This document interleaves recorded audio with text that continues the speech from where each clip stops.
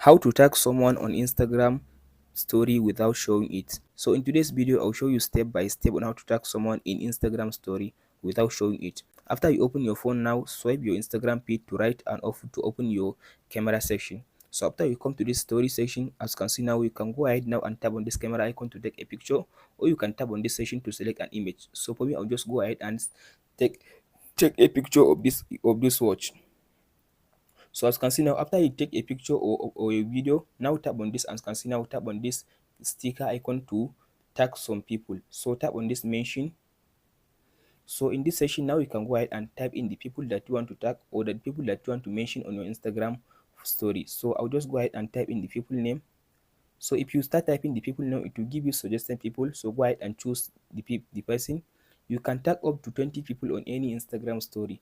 After you, as can see now, you type the text like this. Now tap on the text once.